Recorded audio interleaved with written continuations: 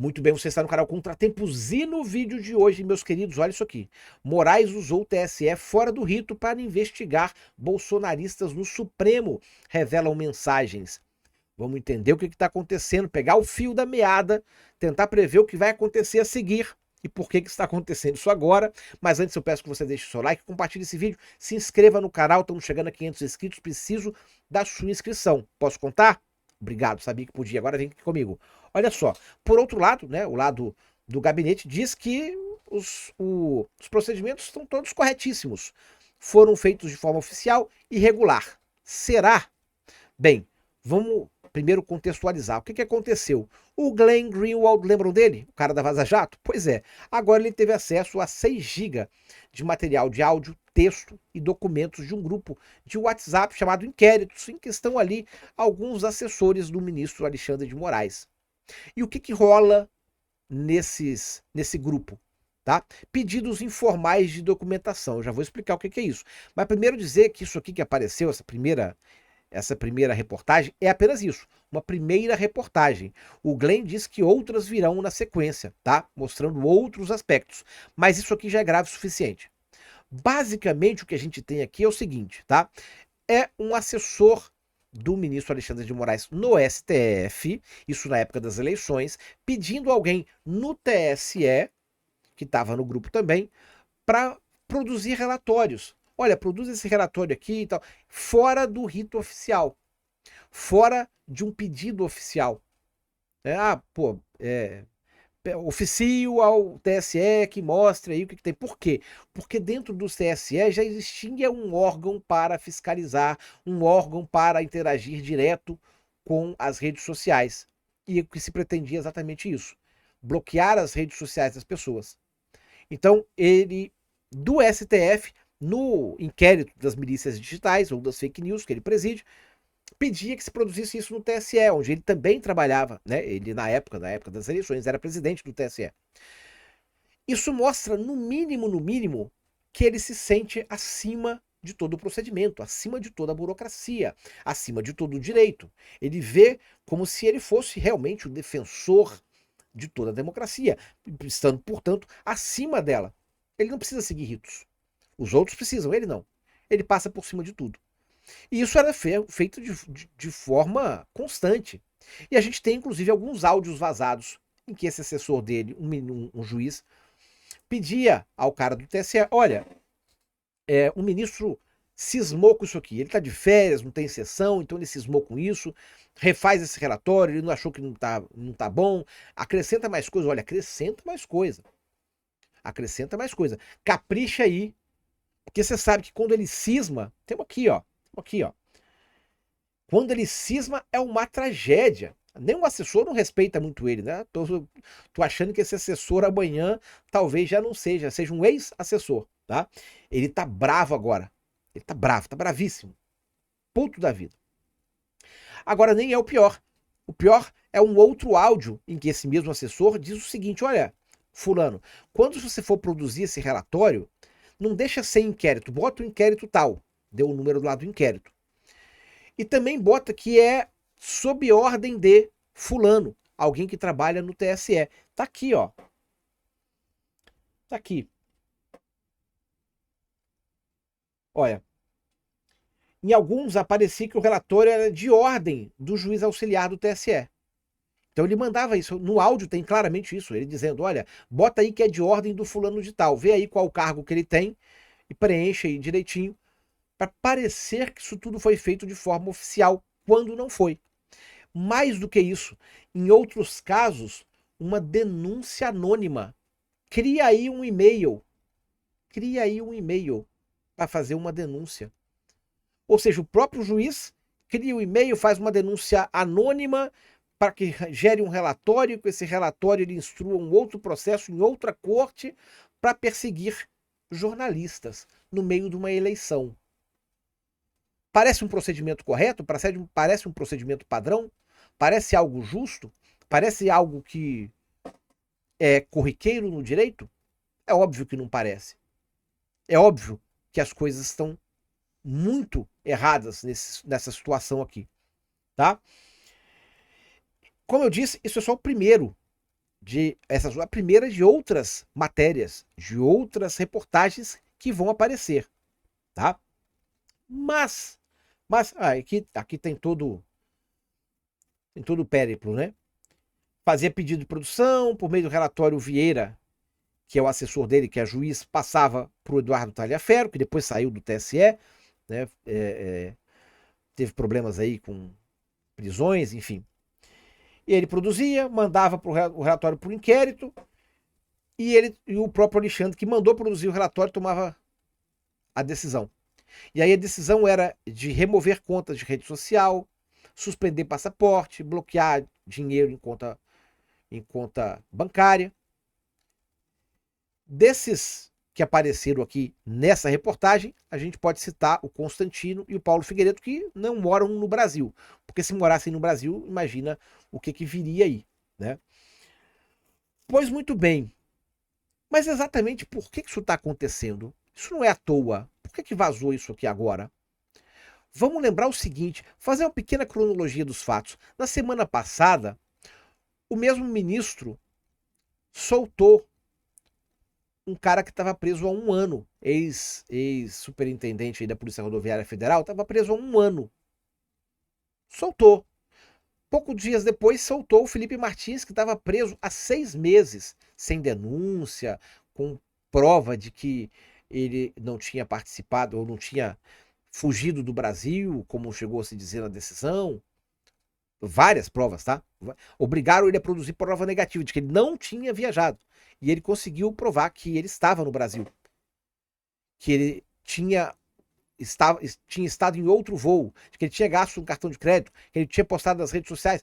Tudo que ele podia provar para produzir uma prova negativa, né? O que é, enfim, não é possível. Ele provou, ele fez produzindo provas positivas de que ele estava em outros lugares e não naquele que eles alegam que ele estava. Ou seja, nunca pretendeu fugir do Brasil. Pois bem, isso foi semana passada. No domingo, o ex-ministro Nelson Jobim foi ministro do Lula, foi ministro do STF, agora é conselheiro do BTG Pactual, um grande banco aí, né, que geralmente está bastante ligado ao establishment, está ligado ao governo. Ele deu uma entrevista na CNN. E nessa entrevista, obviamente, uma entrevista muito educada, é um cara que não vai sair fazendo acusação nem nada, mas criticou o senhor Alexandre de Moraes. Diz que os métodos parecem com os métodos da Lava Jato, disse que o que aconteceu no 8 de janeiro não foi golpe, foi apenas uma catarse ali, porque as pessoas estavam revoltadas, porque estavam meses na frente de quartel, mas que aquilo ali não foi nada, e obviamente não foi, a gente sabe, tá careca de saber disso. Pois muito bem. E depois disso, a gente tem agora o vazamento de conversas de bastidores. Me parece que isso tudo não está desconectado. Me parece que a gente tem aí uma linha de eventos que mostra que alguma coisa está acontecendo. Agora, o que está acontecendo de fato? Essa é a grande questão. Provavelmente a gente nunca vai saber algo ali dos bastidores, né? Talvez algum político importante foi incomodado, talvez, e aí eu acho mais provável, estão percebendo que a economia não vai bem, que o país não vai bem, eles vão precisar fazer algum tipo de composição, vão precisar que o país seja um ambiente mais agradável para investidores e para isso precisam pacificar o país. Talvez seja isso. Aliás, esse é até um recado que o Nelson Jobim deu na entrevista. Tá? De que é preciso pacificar o país, que o Lula não fez isso, que o Lula prometeu que ia fazer, que ia ser eleito para pacificar, e ele continua com um discurso beligerante, continua atacando o Bolsonaro, que não deve fazer isso, porque, cara, quem está dizendo isso é um conselheiro de um grande banco. Está mandando, obviamente, um recado. Então, provavelmente, a gente está... Eu acho que o mais provável de tudo é que a economia está para ir mal, talvez apareça algum relatório aí nos próximos dias, e precisam pacificar o país para que novos investimentos aconteçam, que o clima esteja previsível.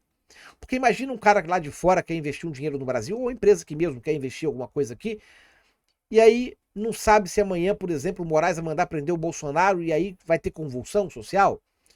Vai parar tudo? Vai ter quebra-quebra? Como é que o cara faz um investimento de grande monta? Então talvez seja por aí, tá? Vamos pacificar o país, deixar as coisas normais para que a gente consiga produzir alguma coisa nesse país e seguir em frente. Talvez seja por aí. E aí eles precisam ou mandar um recado ou sacrificar alguém. Obviamente a oposição já já tratou de começar a pressionar. Pediu CPI, disse que vai pedir mais uma vez o impeachment, dizem para o Rodrigo Pacheco que ele tem que agir agora nesse caso, porque se comprovou ilegalidade, se comprovou que tudo foi feito fora do rito. O próprio Daniel Silveira pediu a anulação dos atos do seu processo, já que está tudo anulado, já que há vícios nesses inquéritos, né? Ele quer que tudo seja anulado, porque frutos de uma árvore podre não podem ser bons, não podem ser utilizados. E aí se anula tudo. Pode ser isso.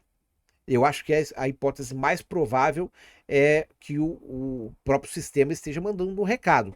Agora, recado para quê? É para derrubar? Ou é chega, deu, acabe com esses inquéritos, vamos pacificar o país, vamos deixar as coisas com uma certa segurança, que já é muito difícil no Brasil, para que a coisa possa andar, porque senão estamos indo todos para o buraco. Acho que essa é a hipótese mais provável. Vai cair? Não vai cair?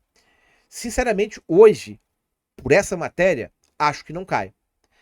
Mas tudo depende de como a narrativa vai permanecer. E olha só, a própria Globo fez uma matéria no Jornal Nacional. Vamos lembrar, essa matéria aqui saiu originalmente na Folha de São Paulo, que não é um jornal que é conhecido por ser bolsonarista, muito pelo contrário. A Globo no Jornal Nacional falou disso aqui também. A Band falou também. Outros jornais, vários, publicaram também a mesma coisa. Então existe um clima para que essa narrativa continue ali, para que esses fatos continuem ali e encorpem. Vamos ver as próximas entrevistas. Então vai depender muito se isso vai continuar no ar. Se não, se amanhã ninguém mais falar disso, se as próximas entrevistas, se as próximas reportagens não tiverem nada além disso aqui, aí pode ser que a coisa esfrie e fica o recado. Parou, chega, talvez a gente tenha até o cancelamento desses inquéritos, tá? Eu acho bastante provável isso também. E anulação aí de processos do Bolsonaro, coisa e tal. Agora, tem que pressionar também pelos presos políticos de 8 de janeiro. Eu acho que um dos recados que o Nelson Jobim deu na entrevista é essa. Aquilo ali não foi golpe, nem aqui, nem em lugar nenhum. Como vão fazer isso? Não sei, mas eu acho bastante provável que a gente comece a ver, finalmente, uma pressão do próprio sistema para que as coisas se normalizem. Exatamente por quê? Exatamente para quê? Só os próximos dias dirão, meus queridos. Mas é isso aí. Eu acho que esse era o vídeo que eu tinha que apresentar para vocês. Um pouco do que aconteceu e do que pode acontecer, pode ter acontecido. À medida que as coisas forem desenrolando e aparecendo novos fatos, a gente vai trazendo aqui, tá? Mas, obviamente, isso aqui está errado. Obviamente, é uma perseguição. Obviamente, é alguém que se colocou acima de toda a lei, acima de todo o sistema e, obviamente, está atrapalhando o Brasil. Era isso, meus queridos. Obrigado por terem chegado até aqui. Espero que você tenha gostado. Não esqueça de deixar o seu like, compartilhar esse vídeo e se inscrever nesse canal. É sério, preciso de você, tá? Vamos ficando por aqui. Venha conhecer as nossas lives. Temos lives de segunda a sábado neste canal aqui, FG Contratempos aqui no YouTube. A gente conversa, troca uma ideia e vê as notícias do dia. Comentamos isso aqui em live, inclusive. Vemos vários vídeos, os áudios, vimos tudo em live. Então vem aqui com a gente que vai ser bacana, tá? Mas esse vídeo vai chegando ao fim. Muito obrigado, fiquem com Deus. Até o próximo vídeo. Falou, valeu e fui.